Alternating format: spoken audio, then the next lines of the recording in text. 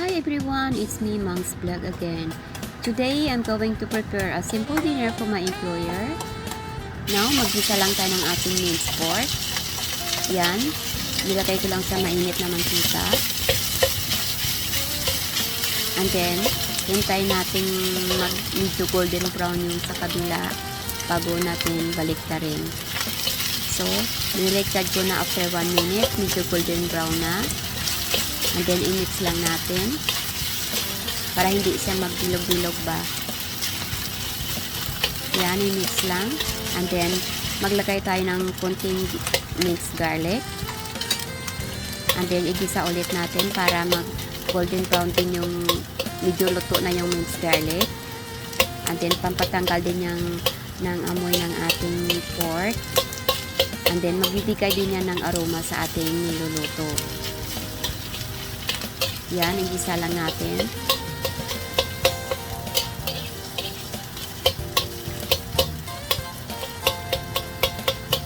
Yan, hintay natin medyo mag-golden brown at medyo luto na yung ating pork at saka minced garlic. And then, i-add natin yung ating nahiwa na tomato. Yung tomato na yan, ay binalatan ko na at tinangkal ko na rin yung buto-buto. Kasi sa amo ko dito, ayaw nilang kumain ng buto-buto ng seeds ng tomato. And then, ayaw nila yung may balat. So, mga 3 piraso lang ng kamatis yan. Medyo quick time ko na ginawa kasi tinanggal ko pa yung buto.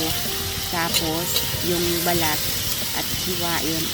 At yan ang i-mix ko sa tomato with minced pork.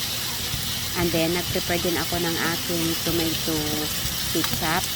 And then, may kasamang sugar, light sauce, at kung ano pa yung gusto nyong i-mix dyan. Pero sa Chinese cooking is yun talaga tomato. May tomato ketchup yun.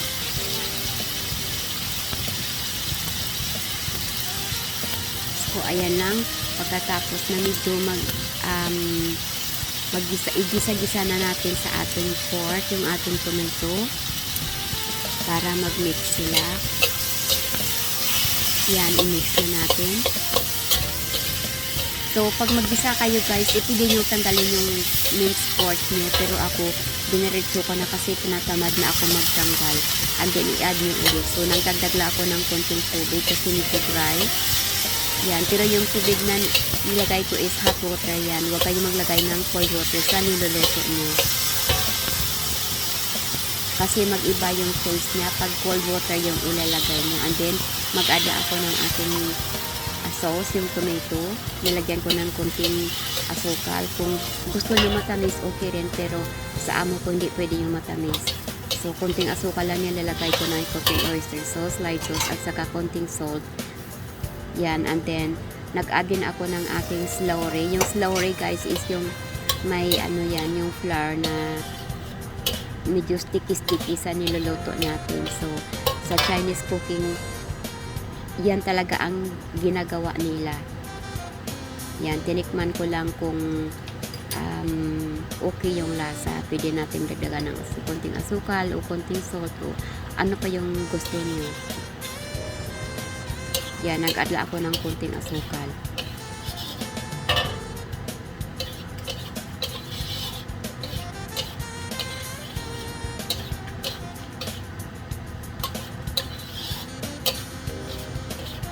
Yan, i-mix lang natin para mag-mix yung ating asukal na dinagdag dyan. Yan, tikman natin ulit kung okay na yung lasa. So, itong luto guys is mabilis lang na lutuin. Ito, madali lang.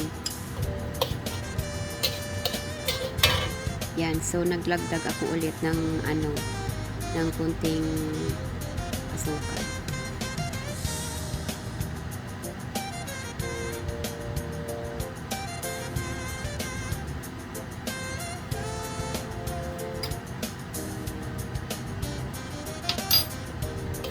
Ayan, tikman ulit guys. Pag okay na yung lasa niya. So, palagay ko okay na yun. And then, tinikman ko ulit para sigurado. So, siyempre, alam mo naman yung mga amo natin minsan.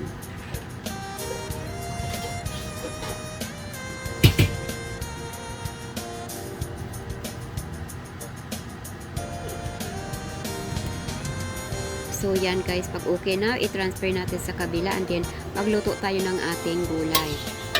Yan. Magluto tayo ng ating gulay. So, tinransfer ko naman sa kabila and then nilagyan ko lang siya ng garnish na ano, yung spring onion at saka may konting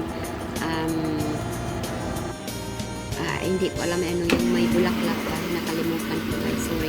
And then dito sa kabila yung air fryer ko, nagluluto ako ng aking kalahating manok. Yan, and then dito naman sa kabila, nag-prepare na ako ng mantika sa aking gulay. Yan, igisa natin yung ating gulay dito sa kabila. So, yan lang ulam ng amo ko. Okay lang sa kanila kasi mga matatanda na sila at hindi naman sila mahilig kumain ngayon. Yan, simpleng hapunan na sa kanila. Yan. Yan ang ating gulay.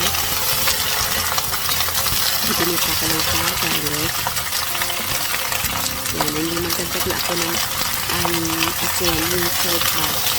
Yan, nagyan ko ng salt para sa pampalasa at yan talaga una-una ilagay sa gulay para ma-maintain yung green na hindi na ano yung gulay na ba, green pa rin kahit pagkatapos yung lutuin green pa rin kasi nang dahil sa asin na nilalagay mo. Ganyan din yung pag mag-boil kayo ng vegetable, lagyan talaga ng asin.